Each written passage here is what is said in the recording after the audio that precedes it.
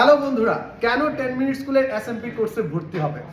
10 minute স্কুলের SMP কোর্সটা এমন করে ডিজাইন করা যাতে করে এখানে ভর্তি হওয়ার পর তুমি সব পারো বা অনেক বাকি বা মাঝামাঝি পর্যায়ে আছো, সকল স্টুডেন্টের সকল কনফিউশন ক্লিয়ার করা সম্ভব।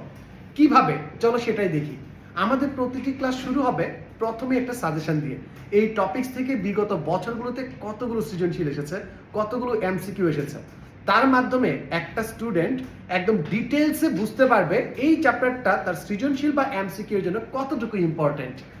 2 নাম্বার, সৃজনশীলের সাজেশন দেওয়ার পর আমরা দেখব ওই চ্যাপ্টারের কোন টপিকস থেকে প্রশ্ন আসে। সেই টপিকসগুলো আবার বোর্ডের সাইটেশন সহ দেওয়া আছে, যেখান থেকে বুঝতে পারবে এই অধ্যায়ের কোন টপিকসটা ইম্পর্টেন্ট। সাজেশন পেয়ে গেলাম, প্রথম 10 মিনিটের কাজ ডান। এবার কি করব? এই যে সাজেশনটা দিলাম, এই সাজেশনটা তোমাকে লাইভ ক্লাসে কমপ্লিট করাই দিব।